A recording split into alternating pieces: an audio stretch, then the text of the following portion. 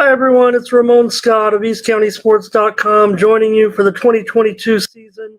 Want to get you a preview of this Friday night's season openers as we preview the season a little bit, but talk about the upcoming games, including one game tonight on Thursday. If you're seeing this on Thursday, there is one game on Thursday this weekend, the East County, and the rest are on Friday night. But before I start, you saw Dave Dickens, my partner over the last several years there, and maybe I'll run that intro the rest of the season, but maybe I'll change it soon. But just wanted to shout out to Dave Dickens. He's moved to Wisconsin, but for all of his work and partnership over the last several years, I truly enjoyed it. I couldn't have done it without him. I don't know how I'm going to do it without him. So I'm hoping to hear from you, fans, coaches, players, scorekeepers, whoever can keep me informed so that I can keep up on all the doings around East County sports and East County football as well. So let me just get into week one and shout out to Dave. I miss him as I get ready for some of these games. He did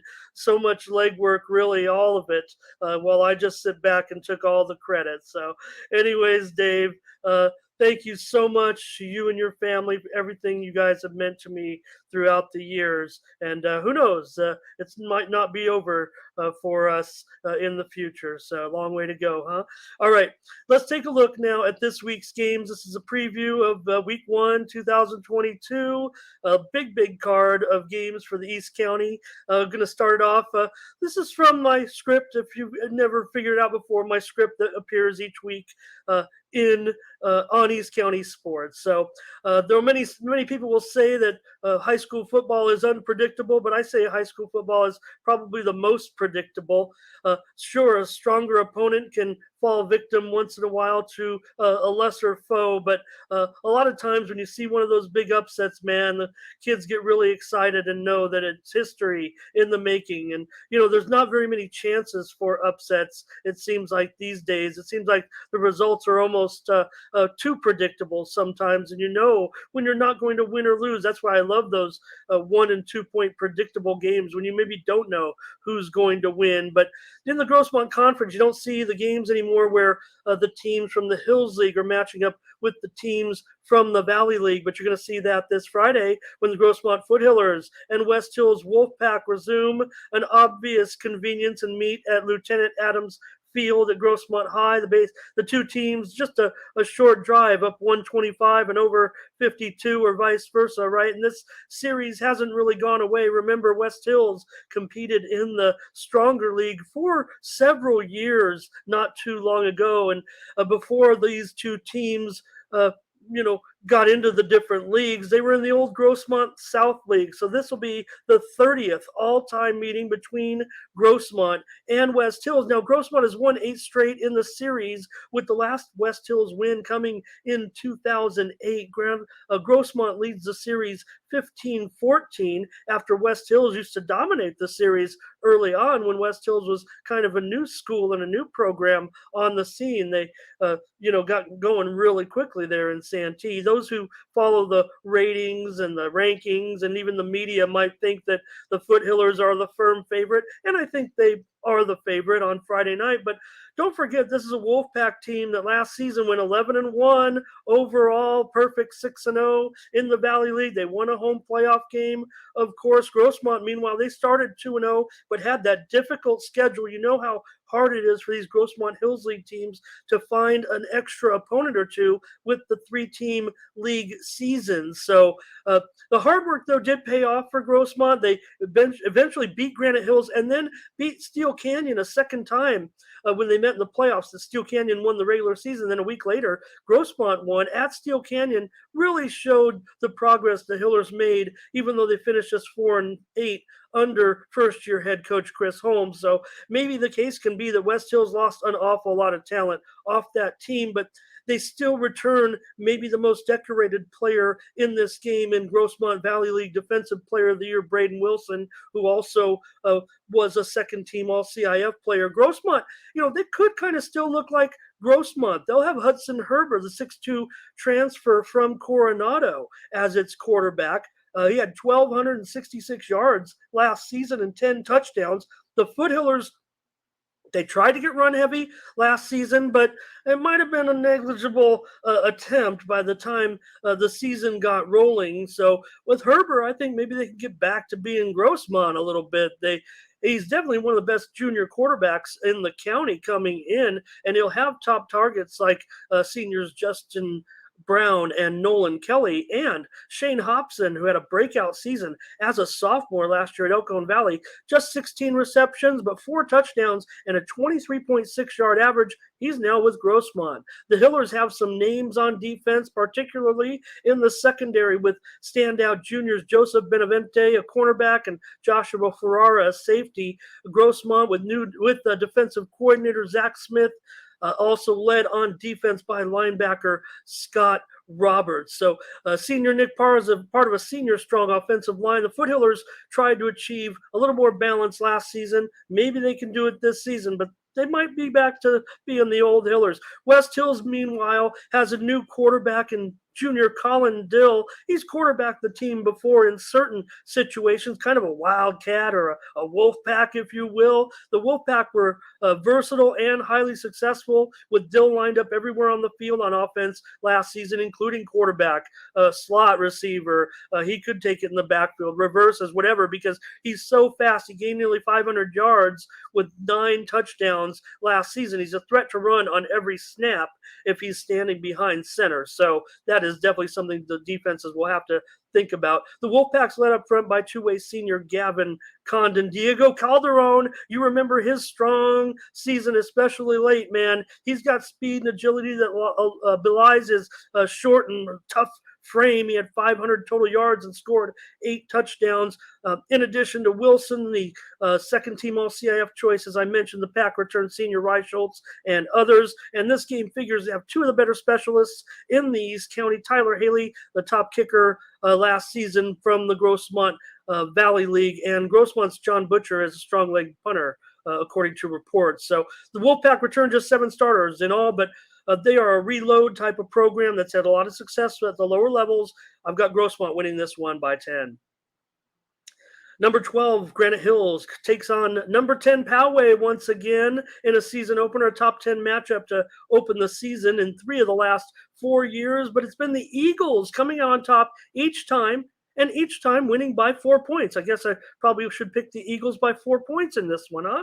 We have a big week 1 game against top 10 team. Kellen Cobbs told me should be a good one, and it definitely should be. Granite Hills' Zach Darling rushed for 16 yards, a 16-yard touchdown with 2:16 left in the fourth quarter to lift the Eagles to the win at home just about a year ago to the day. Both teams were coming off of league championships in the shortened 2020 season. Darling returns, as does athletic back Joaquin Thomas, an explosive senior 2-way star who could assume some quarterback duties now. Senior Nico Tomasello took a majority of the snaps for the Eagles at quarterback last season, also returns. The Eagles have veterans on the offensive line, including 6'5", 300-pounder Eric Delgado. Granite Hills returns 4 starters in the defensive secondary and have one of the conference's top returning players in Jordan Glaze. A top player in the East County this season figures to be Demarion White. White, who was impressive as a sophomore at Elkhorn Valley last season, is one of the top junior defensive lineman prospects in the county. He's received scholarship offers from Washington State, and Fresno State. Granite Hills has other veterans on defense, including defensive back Easton Peterson. The Titans shared the Palomar Championship last season and returned 17 starters. They'll be running Connor Rath right up the middle, probably an all-around. He had 1,163 yards and 12 touchdowns last season. Despite all their success over the Titans in the preseason ratings, the rankings and polls right now have Poway slightly ahead of the Eagles, and the Eagles are going to have to prove themselves on Friday night. I've got Poway winning this one by a point. Number 6, Helix takes on Mira Mesa. The defending CIF Division I champion Highlanders have a new head coach and a man familiar with the program in 13-year defensive coordinator Demaja Jones. He's also the track coach. He's a Helix grad. He played with some of the greats from the Highlanders. He's one of the greats himself. Helix finished 9-4 last season and won the Granite Hills League title again as well. Helix may be looking for new offensive identity under Jones, more out of necessity than philosophy. Helix has had record-setting backs over the last several years with Christian Washington and Ezekiel Noah, but right now, the Highlanders might end up finally turning to the pass with junior quarterback Rylan Jesse. In his third varsity season, the Scotties may end up a little bit more balanced than in years past. Jesse had 1,683 yards and 13 touchdowns through the air last season. Helix returns 11, all Grossmont Hills League members from last season's club, including two-way man Adrian Parker, a veteran who already has elite speed as a track athlete, a record-setting track athlete who's already trending with his preseason highlights. The Highlanders list of returnees is practically full of household names already to local prep football fans, including senior Puka Noah. He's a senior now, a two-way player. He's expected kind of the same role in his brother as his brothers that preceded him, a great linebacker, possibly carry the ball as well. Helix has some of the top linemen in the county. They are still just getting into their prime, if you will, as far as prep football players are concerned. Ryan Mason, Jeremiah Savanea, Anthony Gash, Daniel Arcina, Travis Ford. Remember, he played with that big club on his arm last year. Everybody talks about that. He had 4 sacks last year. Senior tight end Quincy Heron. He's a leading receiver with 18 receptions for 33 yards. Junior Cairo Kahananui. He's a two-way player. Everybody knows about him already as a standout at linebacker. This will be the first full season for Mira Mesa head coach Aurelio Morales following the unfortunate passing of Chris Thompson, the former Highlanders assistant. That's a tragic result of the pandemic. The Marauders were awesome last season considering those circumstances, finishing with a 7-4 record. Mira Mesa's in the Eastern League with the Christian High Patriots. But Mekhi Thompson rushed for nearly 1,000 yards last season for the Marauders. Quarterback Tyson Line, a junior, threw for 1,178 yards and 9 touchdowns in 21. Helix won last year's opener 28-20 after trailing, thanks in large part to 97-yard kickoff return for a touchdown by Thompson to open the second half. Kevin Allen, now a junior for Helix, he rushed for a touchdown for Helix with 4 minutes left in the game to make the score 21-12. But the Marauders' Chris Brown, he added a 90-yard kickoff return for a score later on. And both those return men are on Mira Mesa this year. So I'm sure Helix is working on the return kick coverage game this week for sure. The previous meeting before last year was back in 2009 with Helix winning 43-35. Helix leads the all-time series 5-2 with Mira Mesa winning in 2008, 1917, and in the 1992 CIF playoffs, 12-7. Boy, it seems like Mira Mesa plays well against Helix. I'll take Helix by a touchdown. Heritage will be at number 14, Steel Canyon. The Cougars will be a team with something to prove in the Grossmont Hills League since they had those losses to Granite Hills and then Grossmont in the playoffs. And Steel Canyon will try to get the Grossmont Hills League back in what they think might be the order, or them on top even, when they play the Patriots out of the Ivy League in the southern section. They figure to be considerable underdogs when they come here to take on the Cougars. Heritage, which returned just 5 starters, was ranked 23rd in the Inland Sports Top 25 preseason poll. The Patriots feature running back Angelo Cerna, who rushed for nearly 700 yards last season, and senior Angelo Cio, who had 20 receptions and a pair of touchdowns in 2021. Steel Canyon may have finished just 3-8 last season, but still has a reputation, obviously, as one of the county's top programs, hence their number 14 preseason ranking. They also play a tough Grossmont Hills League schedule. The Cougars return 13 starters, with 8 of them coming on the offensive side of the football, and of course feature all CIF second-team running back Major Givens.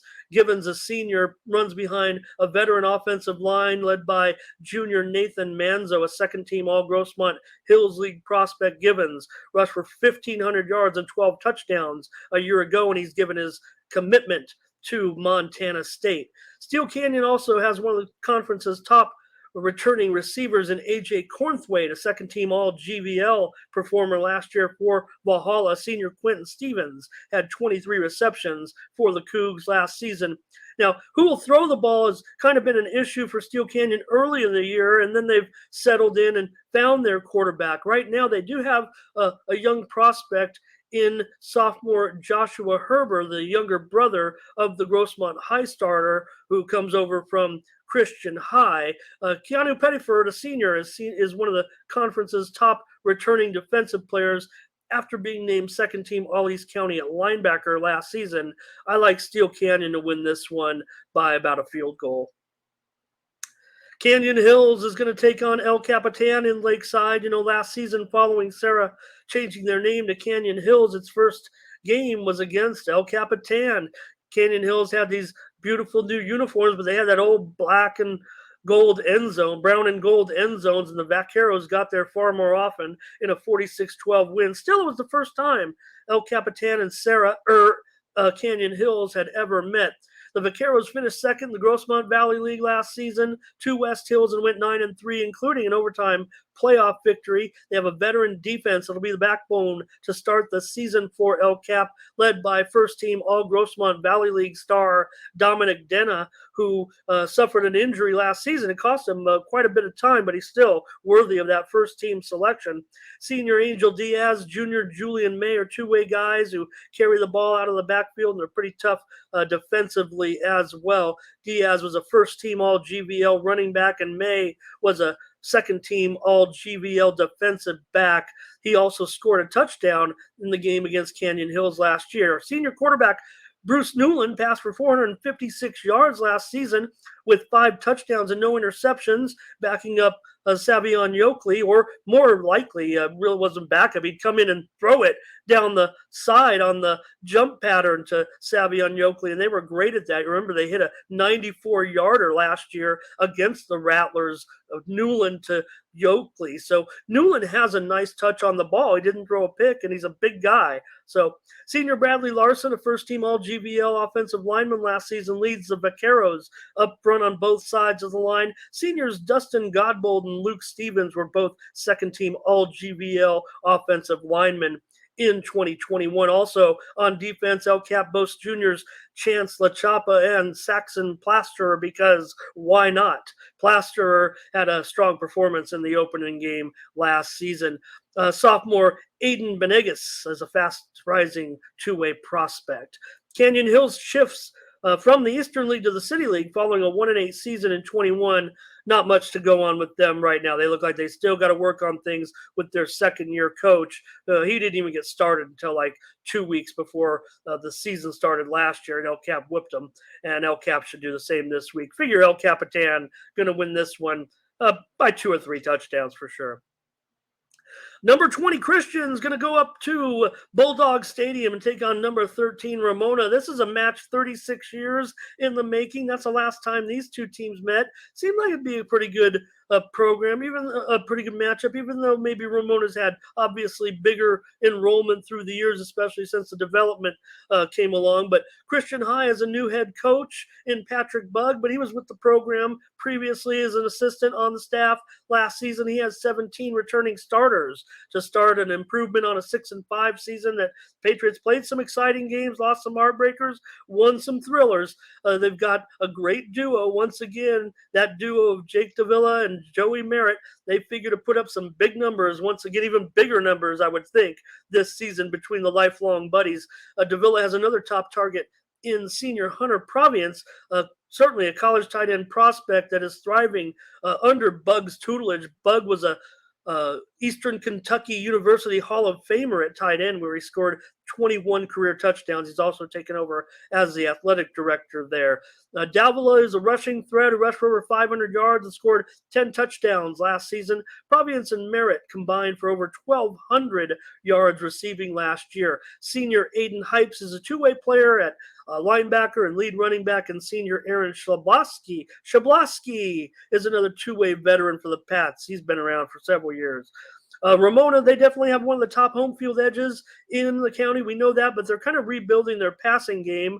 Still, the Bulldogs have always been able to put together a pretty strong running attack, and will do so with senior Adrian Enriquez, who had 8 touchdowns last season. Junior Aslan Enriquez, who caught 7 touchdowns last year, could be Ramona's quarterback on Friday. You know, Christian won that first meeting back in 1986 at Valley Stadium, 33-0. But also, the Patriots won a game at Bulldog Stadium, I'll tell you, back in 1975 when they won the Class 1A championship over Julian, 28-14 under then head coach Rick White. Both teams are in the awesomely competitive Division II this season. The Patriots find themselves certainly looking up right now at the Bulldogs in the rankings heading into the opener, but I think the Patriots can keep it close, man. They can keep it close with anybody. I've got Ramona winning this one by about a field goal. Santana's at Point Loma. You know, Santana did themselves no favors scheduling the Pointers, but I think they know what they were doing. The Pointers, and Pointers, Sultans, Patriots, they'll kind of know each other, those staffs a little bit, right? So maybe that's how this one came about, and it could be a good matchup, figuring the Patriots, the Sultans, coming off the 8-3 season, including the overtime playoff win over Imperial. They'll contend for a championship again this season. Point Loma, they were just 4-6 under a former Christian High Patriot, Joel Allen, but they figure to be much improved this season. For the Sultans, senior tight end and linebacker Landon Bailey was a first-team All-Grossmont Valley League defender last season, as was senior lineman Skylar Trahan.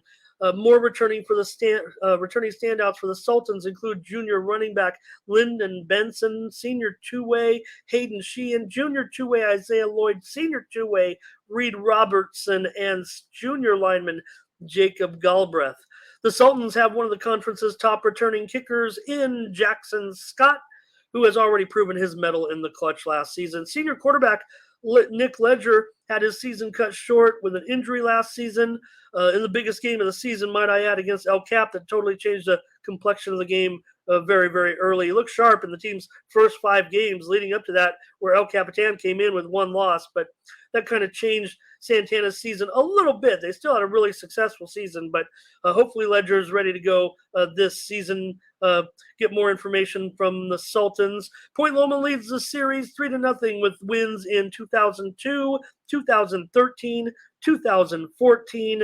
They return quarterback Jackson Emerson, who threw for nearly 900 yards last season, and Chase Lowry, who had over 900 total yards and 100 total tackles. The Pointers appear to have a pretty big edge, according to many of the preseason ratings, but they shouldn't be as big of an underdog, I think, as some would suggest. Talking about the Sultans, I've got Point Loma winning this one by about 10 points. Maranatha Christian is going to come on to take on the Monte Vista Monarchs. You know, Monte Vista, they should be much more competitive with the schedule they've compiled this year for head coach Ron Hamamoto. The Monarchs are likely the favorite after going winless last season when they take on the visiting Eagles, who are coached by former Charger kicker Nick Novak. Monte Vista will be led by seniors DeMarcus Hill, Alejandro Robles, Aiden Baum, Jose Perez, and Nathaniel Barragan. Most of the Monarchs starters are two-way players.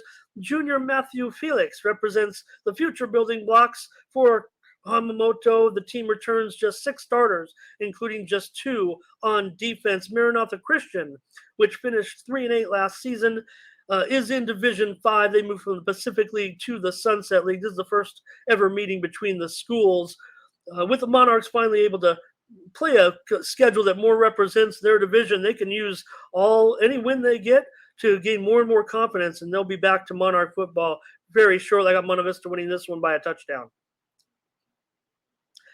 Elkhorn Valley will take on Mission Bay again in the opener. You know, the Braves were eliminated by the Buccaneers in the Division 5 playoffs last season after a long-awaited road playoff victory that the Braves got over Army-Navy a week earlier. What a game that was. But the playoff result really proved the true growth of the Elkhorn Valley program under head coach Nick Osborne. Now, senior Kal-El Gordon has already proven to be one of the top performing running backs on the county on any given night.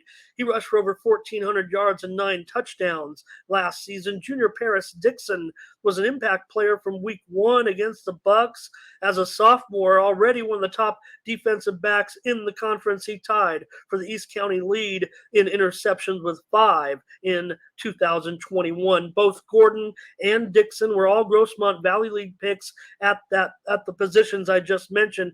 Derek Dubose, a junior, appears to be the quarterback after a good scrimmage last week. Senior Yossi Blair and junior Enrique Hernandez anchor the line on both sides. Most of the Braves' top players are two-way starters, including junior returnee Omar James, who had 46 tackles and some big performances last season. Since 1991, the Bucks have won 9 straight in this series with the Braves. The Braves' last win over Mission Bay came in 1990, 21-6 at home. Mission Bay leads the series 13-3. The other wins for El Cajon Valley were 42-27 back in 1973, and a remarkable opener in 1987. It was 5-0. There'll be a few more points scored here than that. I've got Mission Bay by a couple of touchdowns.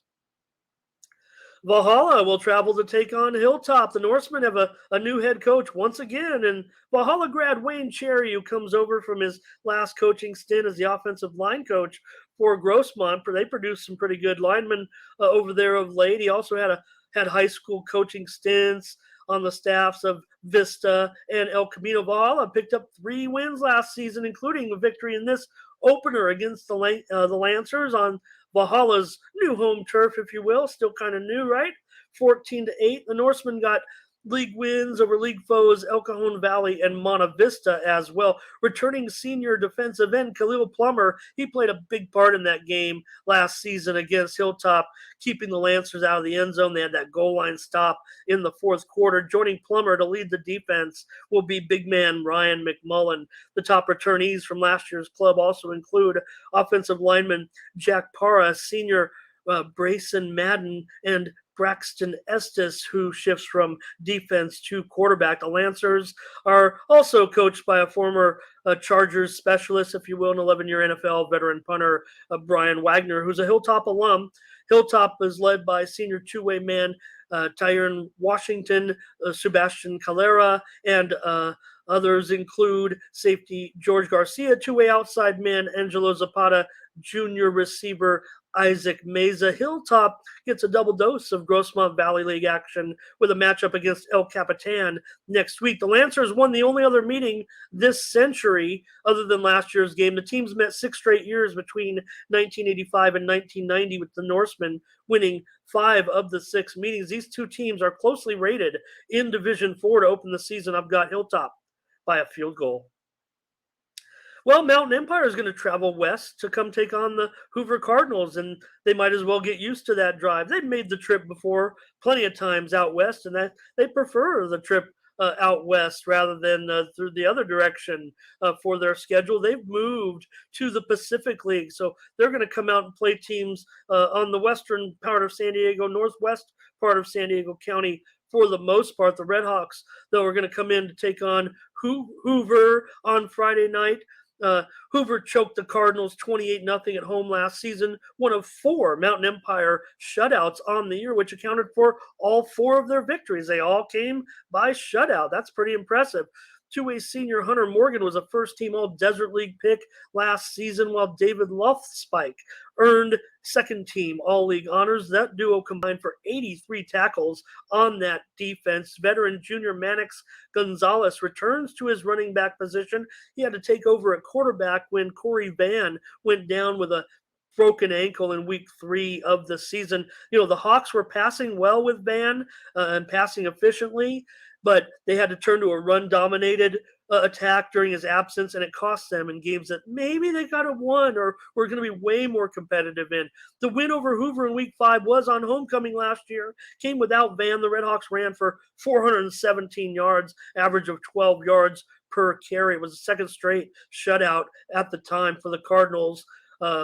They also beat the Redhawks also won at 41-0 here at Breitbart Stadium in 2018. They also won at home against Crawford 21-7 in 2017. Hoover won in 2014, but the matchup prior to that was in 1949, and that's when Mountain Empire lost to the Hoover JV 13-0. So they'll probably be out for revenge for that one. I like Mountain Empire to win this one by about 10 points. All right, Baghdad, Arizona is going to take on the Foothills Christian Knights. I can't give it too much on this one. Foothills Christian moving back into 8-man football. That's really what I want to touch on there. They were a hard-trying outfit for 1 year in 11-man. They skipped the pandemic season, then they were in 11-man.